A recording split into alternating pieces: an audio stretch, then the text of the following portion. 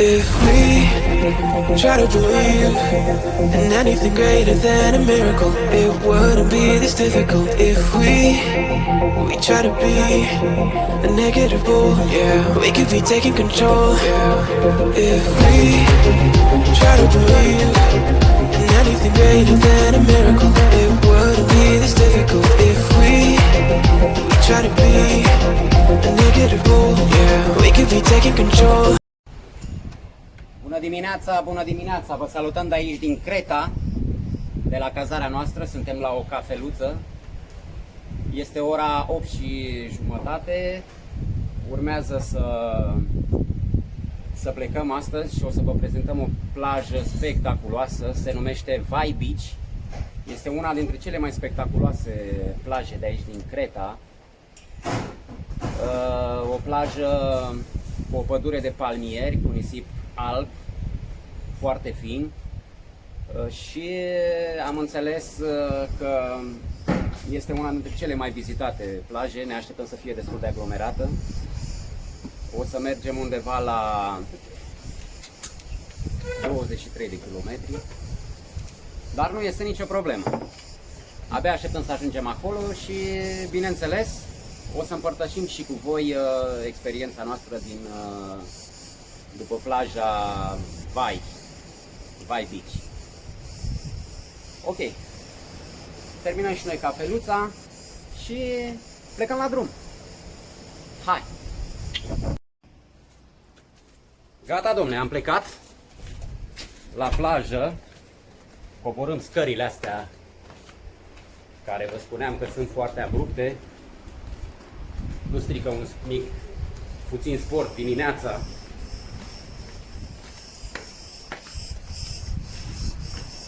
Sunt destul de abrupte și trebuie să fim atenți, că putem face accidente. Băi, sunt niște câți aici, păsări, habar n-am ce sunt, dar sunt foarte gălăgioase, frate.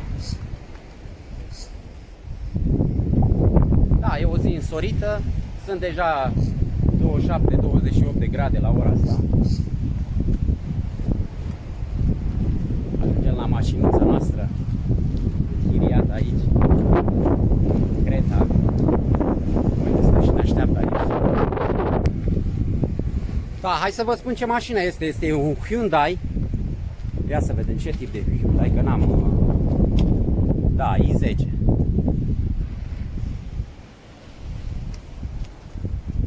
E micuță, dar aș face treaba, ce să spun, nu?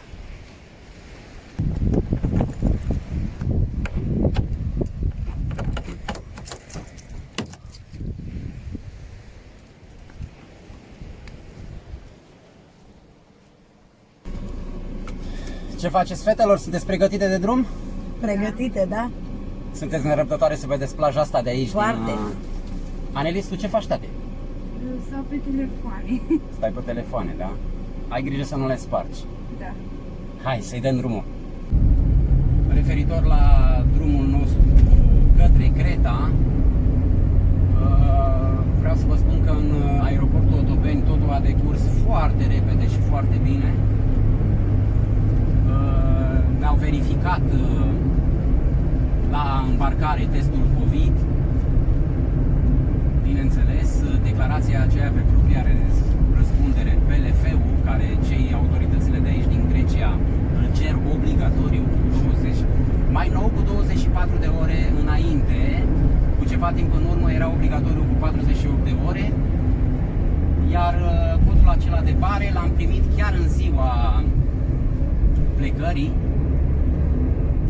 Bineînțeles, când am ajuns în aeroportul din Heraklion, ne-au verificat toate actele, inclusiv acest cod de bare. Singurul dezavantaj, ca să spunem așa, acum în pandemie, este faptul că trebuie să porți masca pe tot timpul zborului. Chiar dacă ai test COVID negativ, astea sunt condițiile, trebuie să le respectăm. Dar nu este o problemă, important este că putem merge să călătorim și în această perioadă cu anumite restricții, dar trebuie să le acceptăm ca atare. Uite, și avem în față niște căprițe care nu vor...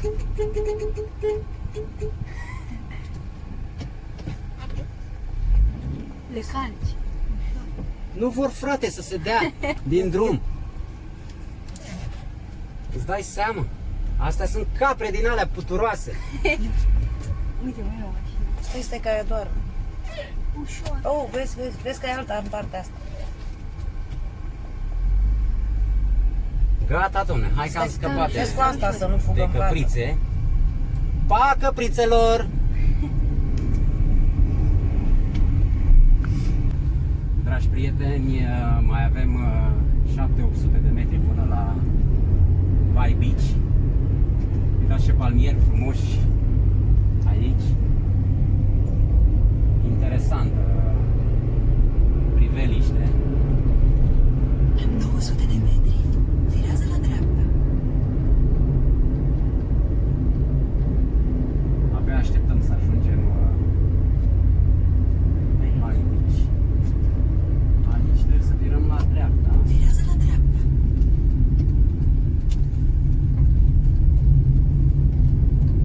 Doamne, ce frumos peisaj aici.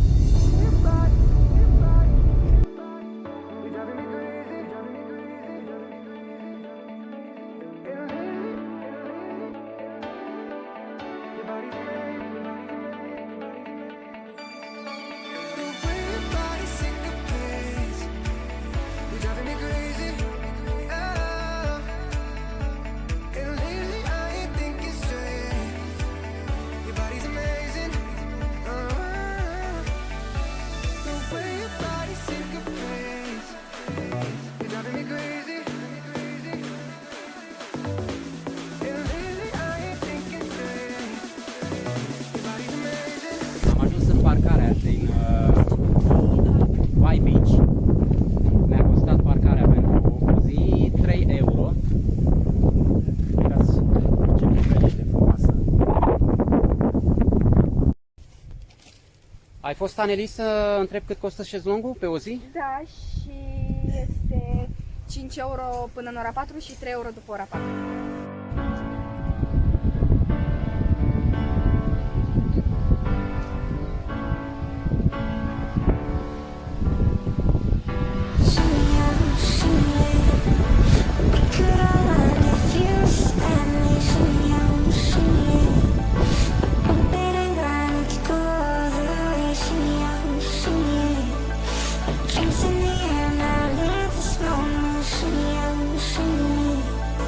Tropical vibes are taking over. Dragi prieteni, ne-am instalat aici frumos pe șezlonguri. Salutare, salutare! Suntem la Vai Beach, pe plaja asta superbă. Ce să spun? Cum vă spuneam și mai devreme, umbreluța plus 2 șezlonguri costă 5 euro de dimineață până la ora 16. Iar cei care vin după ora 16, 3 euro.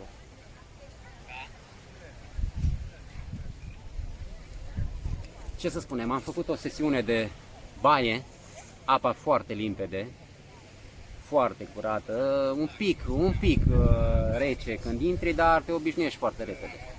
E ok.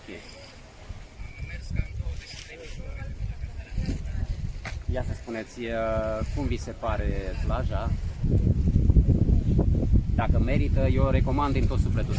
Cine ajunge în Creta să vină aici, pentru că e o plajă impresionantă și prețul șezlongului, umbreluței și parcării până acum ce am plătit sunt niște prețuri foarte decente, prețuri care și le pot permite toată lumea. Așa că nu ezitați, dacă ajungeți în Creta, alegeți Vai Beach. Vreau să fac o mică corecție, pentru că tocmai ce a venit doamna care încasează bănuții pe șezlonguri și umbreluță. Inițial am spus că este 5 euro, 2 șezlonguri și umbreluța, însă e 5 euro de șezlong. Deci am plătit 10 euro. Da, dragilor, uitați prețul.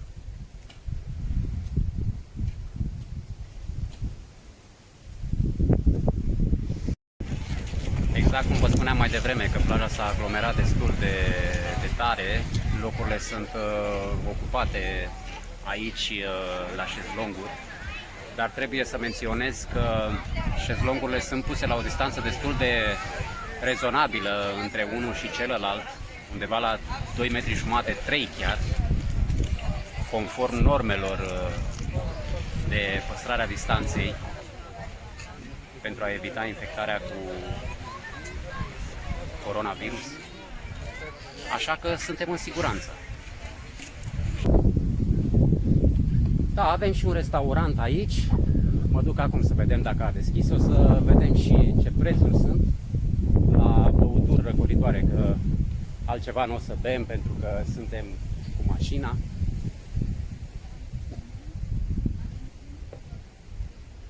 Ce pot să spun, frate? Este extraordinar de frumos aici. Arată chiar mai bine decât mă așteptam.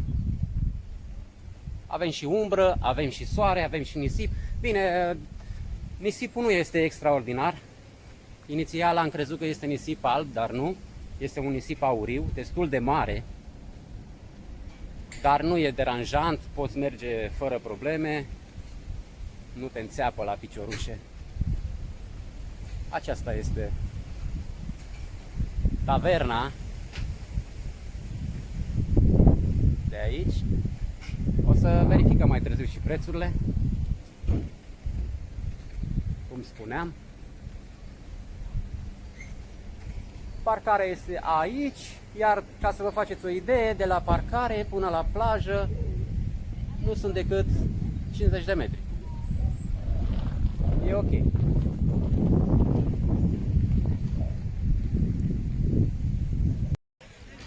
O să mergem să luăm și noi prânzul, o să bem și noi ceva fără alcool, bineînțeles. Și acum tu... Tu fără alcool, eu cu mami putem bea cu alcool, că tu ești cu mașina noi, nu, deci noi bem cu alcool.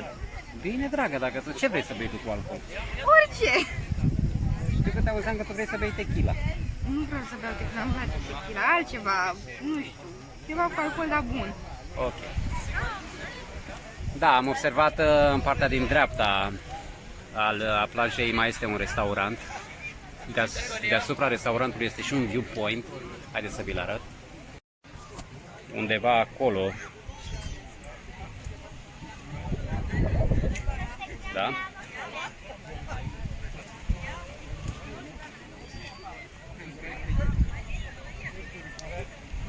Iar viewpoint-ul e undeva acolo. Da, trebuie să urcăm niște scări, o să mergem să vedem priveliștea și de acolo.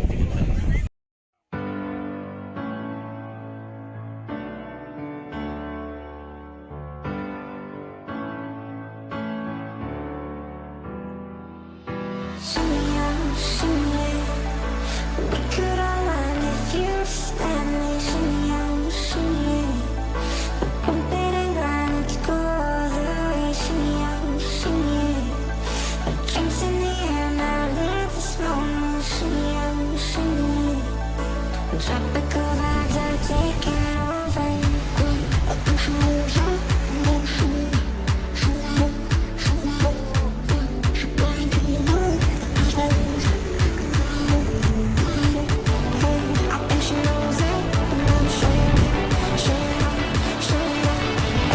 banging to the ground with these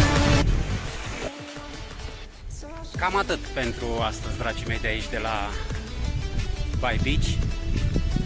Plecăm un pic mai devreme pentru că ne-a cam ars soarele. Sunt roșu, ne cam ustură pielea și mergem să ne tratăm acum. La revedere pe episodul